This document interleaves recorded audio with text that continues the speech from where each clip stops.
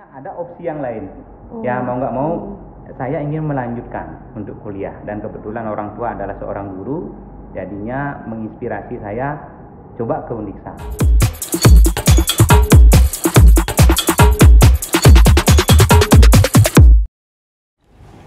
Halo, selamat sore semuanya. Kembali lagi bersama aku Santi Sucita di FBS Bercerita.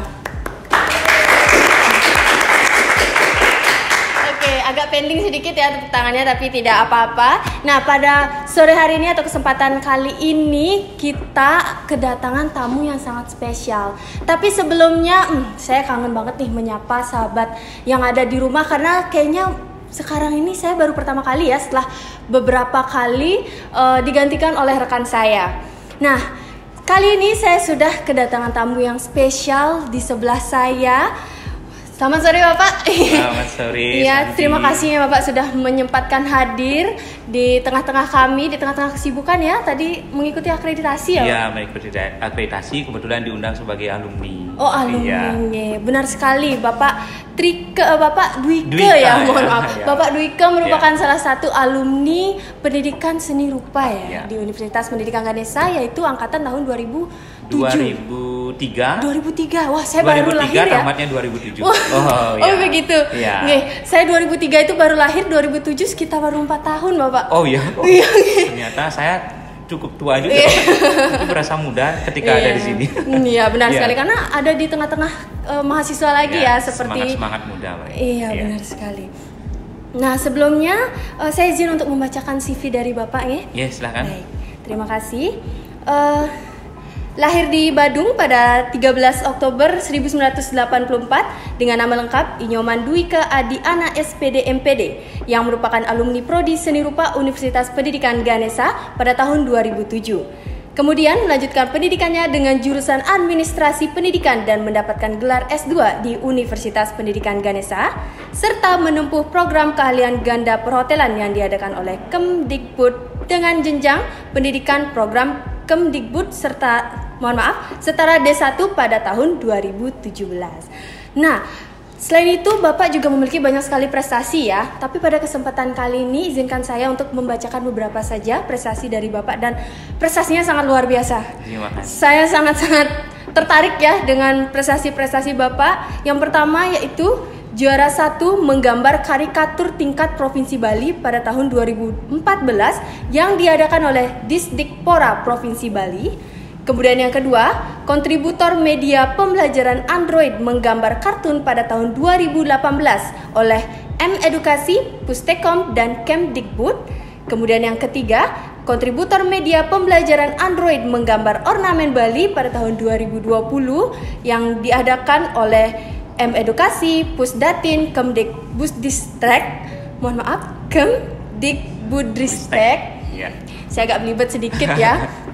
Kemudian yang selanjutnya adalah juara 1 membuat media pembelajaran Android tingkat nasional pada tahun 2020 yang diadakan oleh Universitas Nrekang Sulawesi Selatan tingkat nasional. Lalu selanjutnya masih ada banyak ya.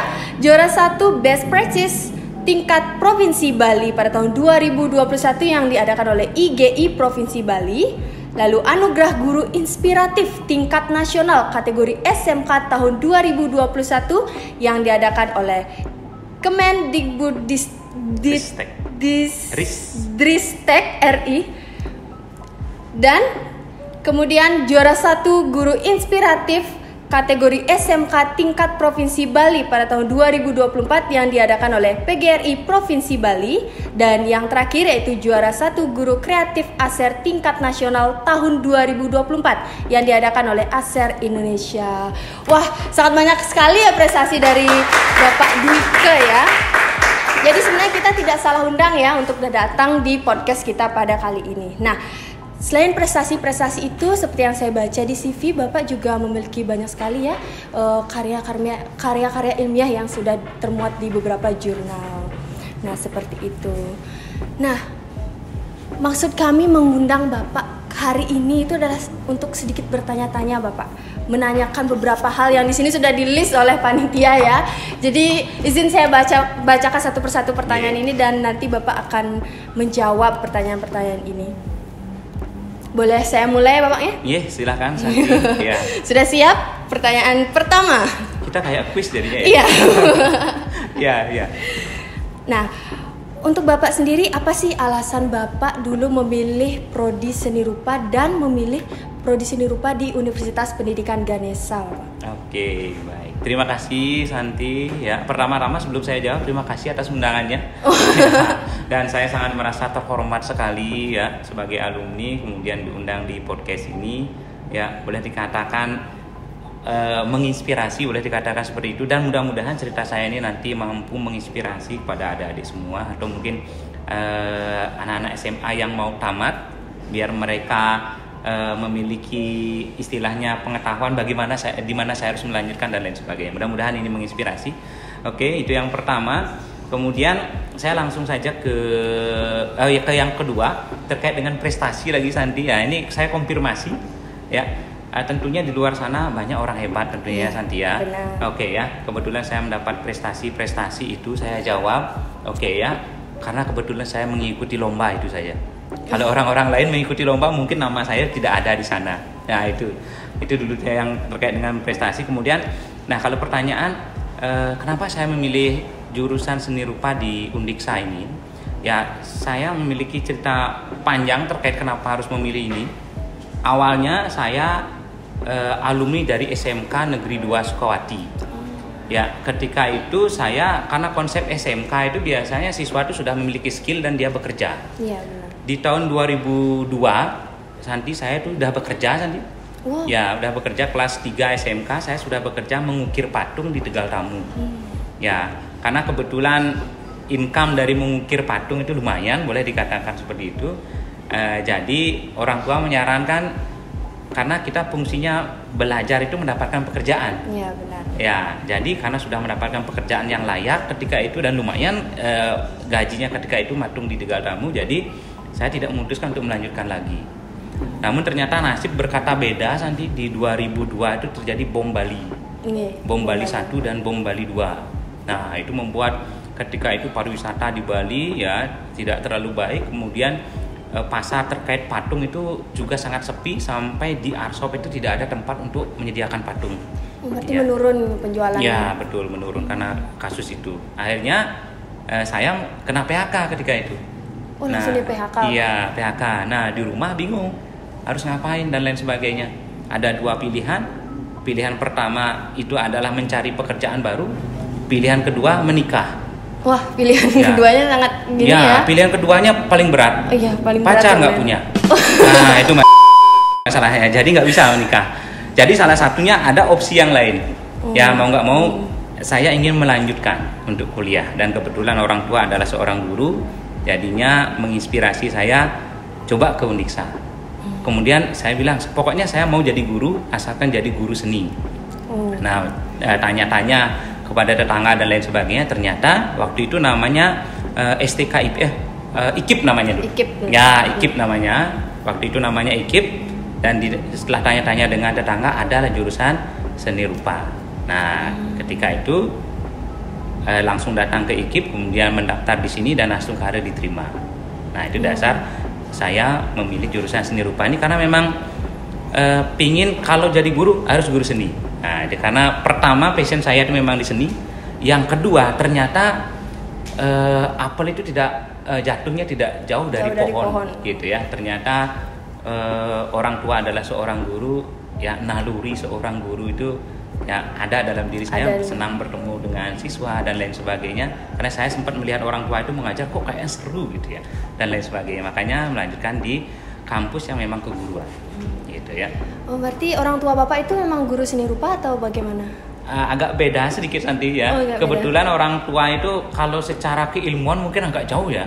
Kalau orang tua itu guru PPKN. Oh wow, ya, agak jauh ya. Disiplinnya ketat, yang luar biasa dan lain sebagainya. Kalau orang tua saya itu disiplinnya ketat, tempat itu harus bersih, dirapikan dan lain sebagainya. Berbeda lah dengan saya.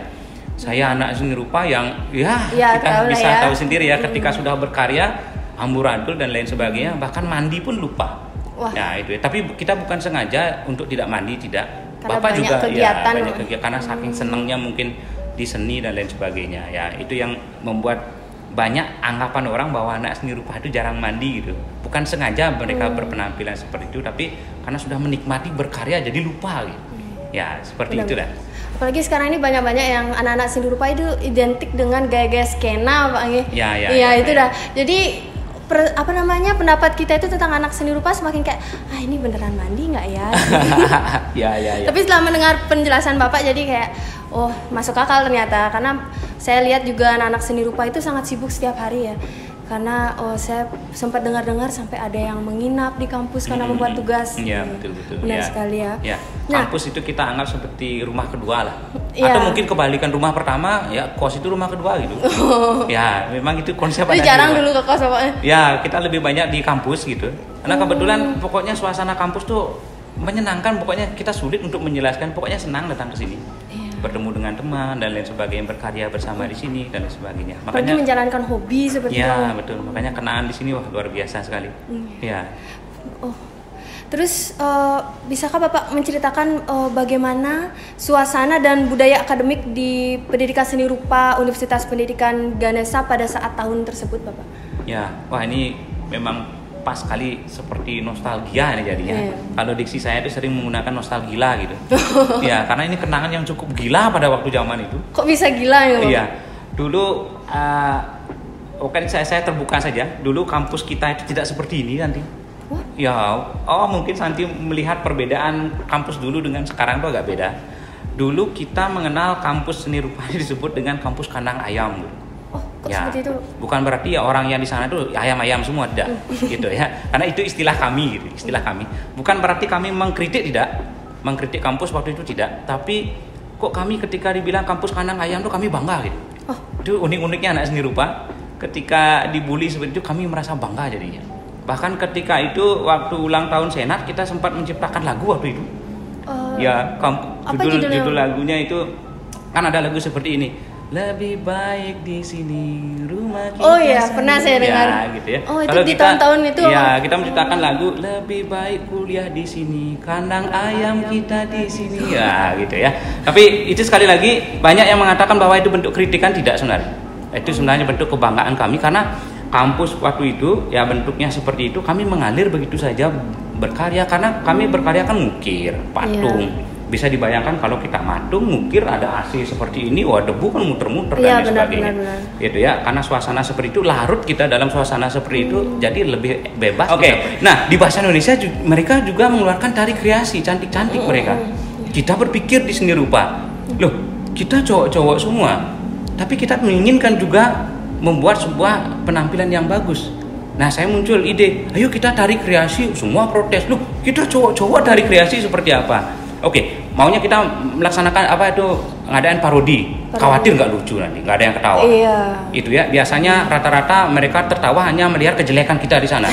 Saya nggak senang ya kayak gitu. Kemudian kita berpikir sekarang ya kita buat aja tari kreasi.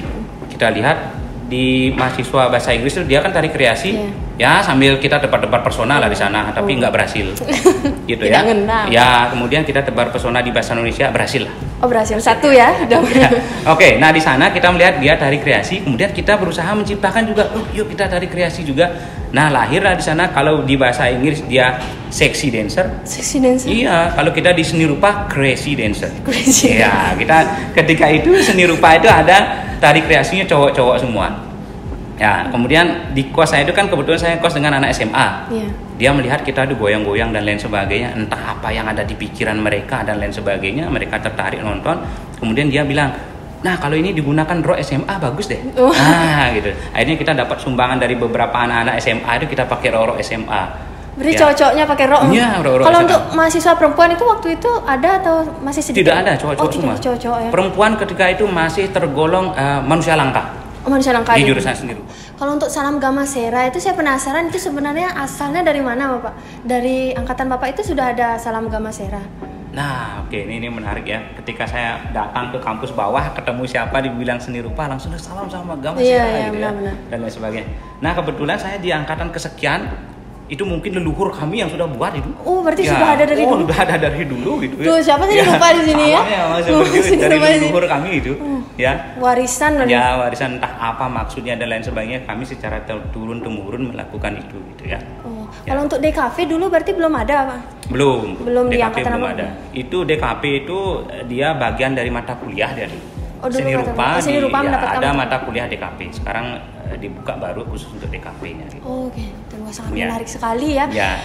Ternyata ada dance yang diciptakan waktu itu dan Salam Gama Sera itu ternyata sudah turun temurun ya. Mungkin dari awal adanya jurusan seni rupa sudah ada Salam Gama Sera ya. Ya.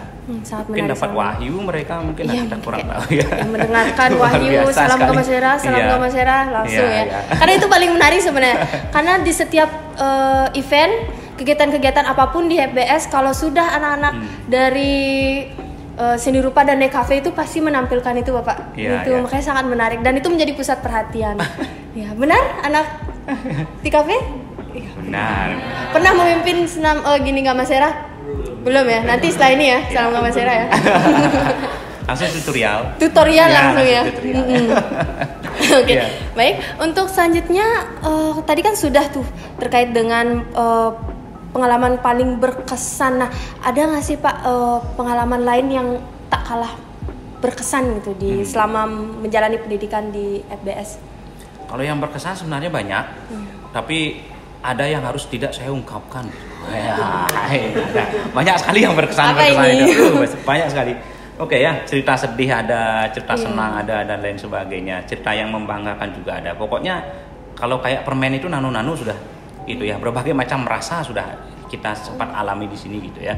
Oke, namun dalam konteks ini karena saya sekali lagi berusaha gitu ya, mudah-mudahan cerita saya ini menginspirasi gitu ya. Jadi saya pilihkanlah cerita itu dari berbagai macam kenangan. Dari berbagai macam kenangan itu ya. Tentunya kalau nanti adik-adik semuanya, kalau yang ada yang baru tamat SMA mau kuliah di sini, kenangan itu pasti akan luar biasa di sini. Oke ya. Nah, kenangan ini mungkin saya juga sama ceritakan seperti tadi ketika di alumni untuk akreditasi, dan cerita ini cukup membekas sekali dan menjadi tolak saya ketika seperti yang adik sampaikan tadi terkait dengan prestasi itu. Ya, oke, berawal dari kuliah komputer ketika itu tahun 2005-2006.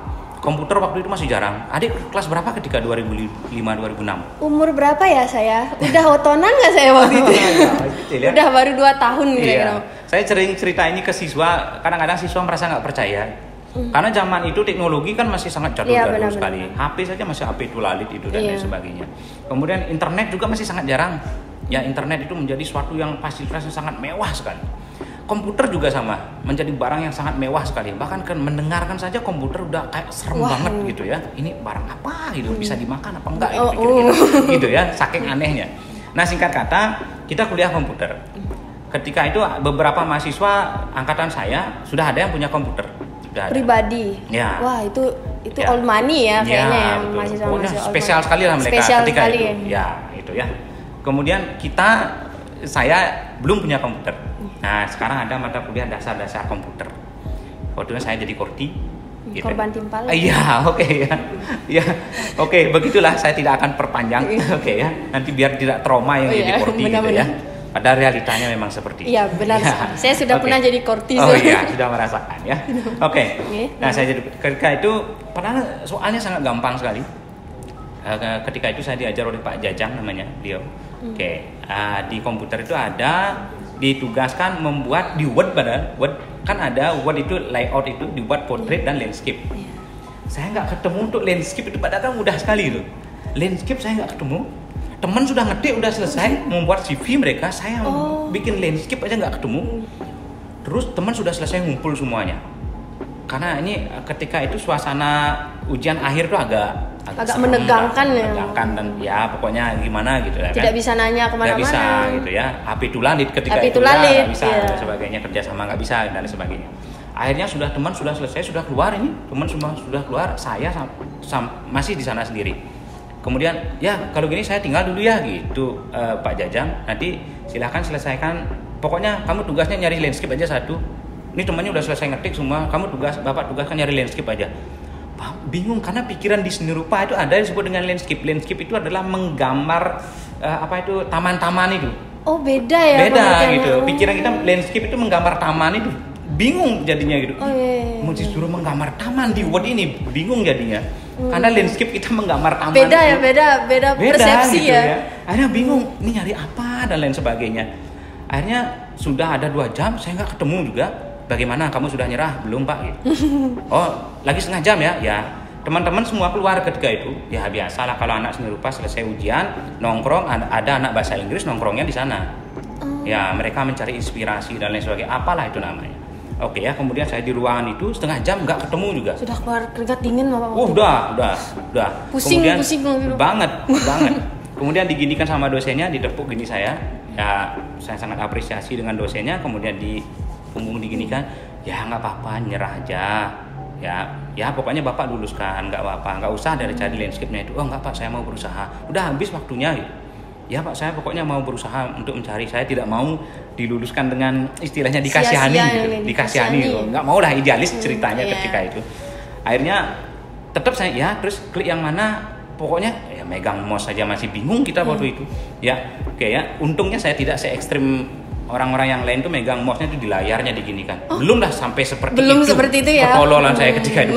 Masih normal ya. Ketawa nih ya. Belum sampai di sana. belum part paling tertawa. Ya. Akhirnya mungkin jarang saya ceritakan sama teman ketika itu.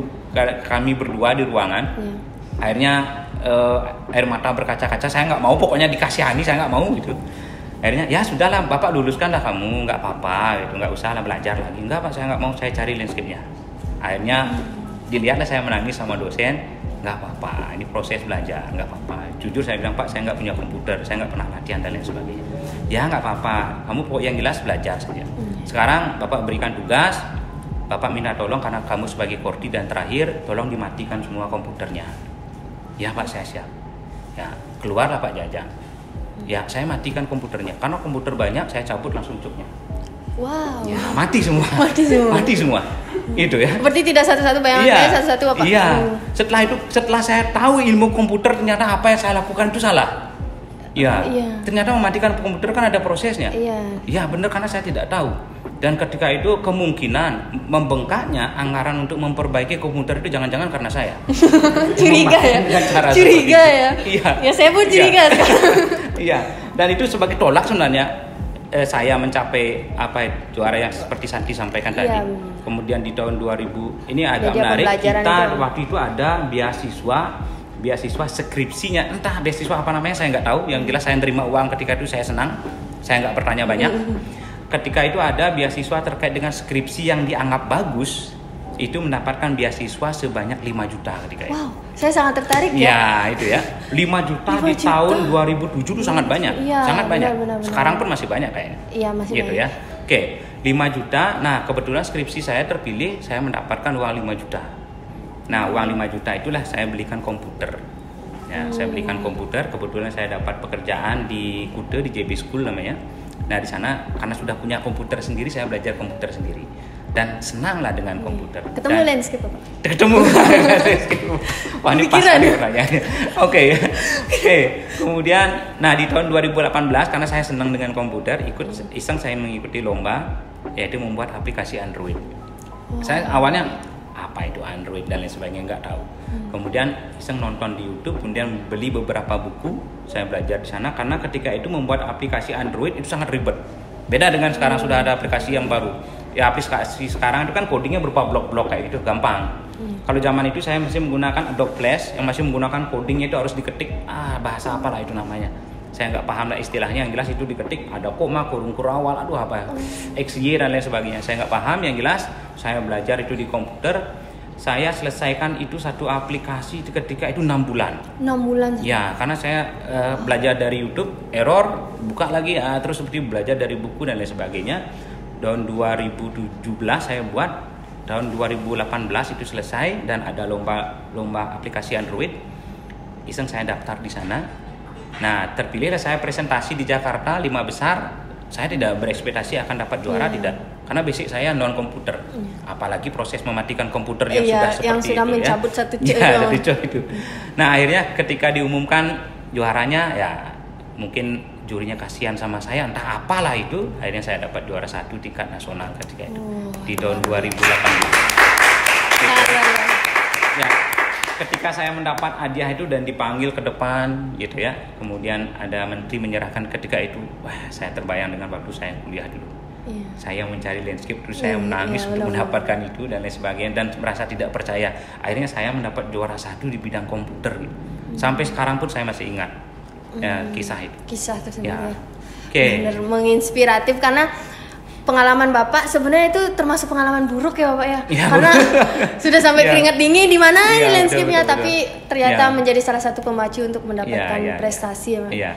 Ternyata memang seperti itu, sama seperti orang itu menyampaikan, ternyata pemikiran kreatif itu datang dari sebuah masalah.